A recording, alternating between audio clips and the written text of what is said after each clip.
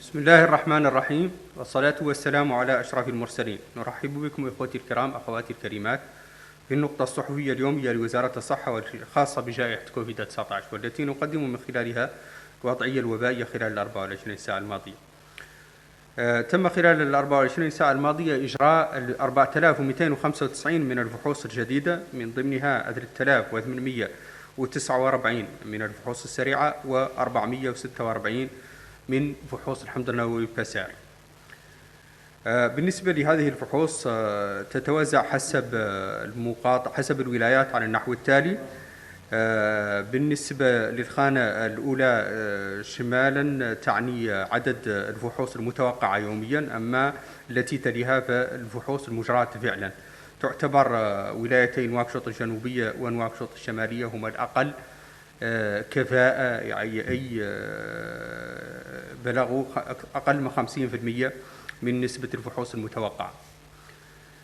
بالنسبة لهذا المنحنى الوبائي اليوم تم تسجيل 598 إصابة جديدة، أي في تناقص على الخمس أيام الأخيرة على التوالي.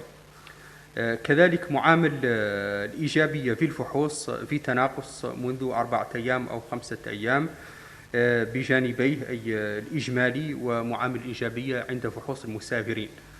في تناقص عند فحوص المسافرين معامل الإيجابية حدود 9%، وإجمالا بلغ اليوم معامل الإيجابية حدود 14%.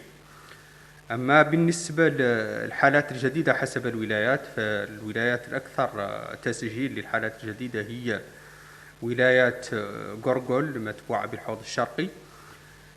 بالنسبة لمعامل إيجابية الفحوص يعتبر الرقم الأعلى في ولاية إنشيري متبوعة بولاية ترارزة وعادرار. أما الولايتين اللتين توجد فيهما وضعية جيدة إجمالا، يعني أقل من 10%، فهما ولاية نواذيبو وولاية نواكشوط الجنوبية.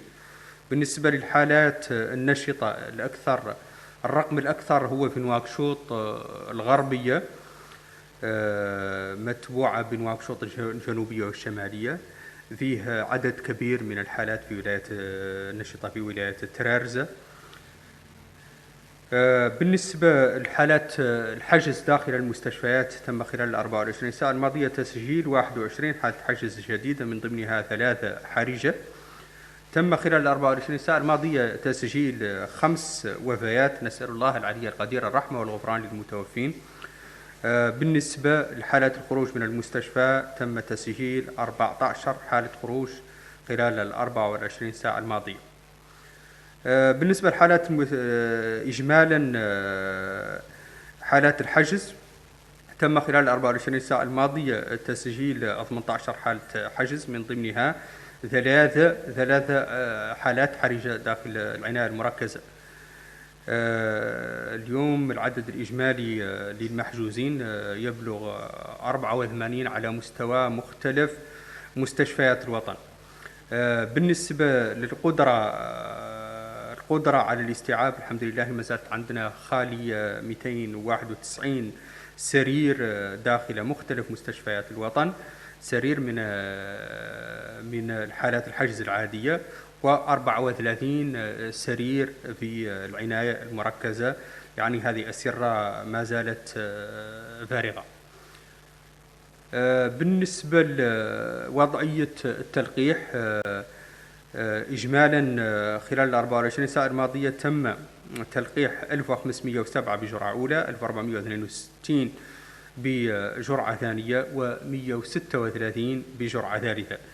بالنسبة للولايات، فيه 8 ولايات لم يتم فيها التلقيح خلال 24 ساعة الماضية، هي الولايات الحمراء.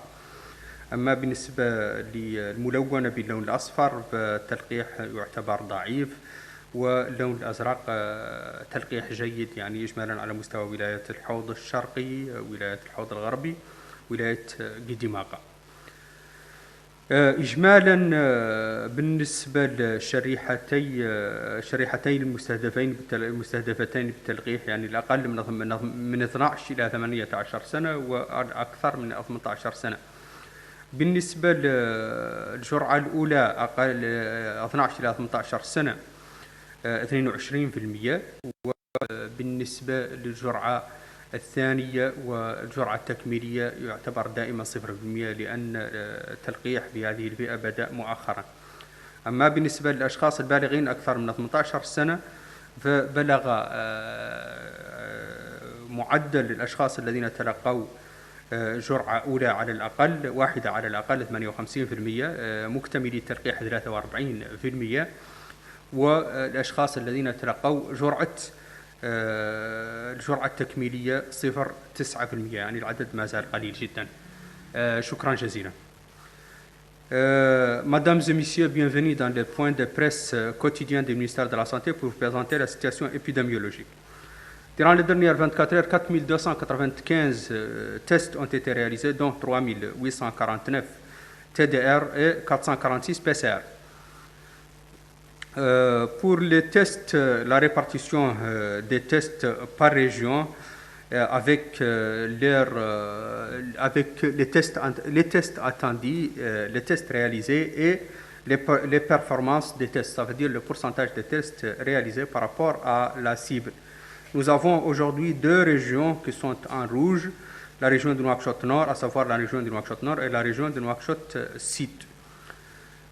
Pour la courbe épidémiologique de l'évolution de la 4e vague, nous avons enregistré aujourd'hui 598 cas positifs, donc en baisse le 5e jour consécutif, on est en baisse.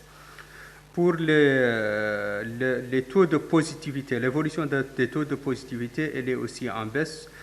Globalement, la positivité globale et le taux de positivité global est à 14% et le taux de positivité chez les voyageurs aujourd'hui est à 9%.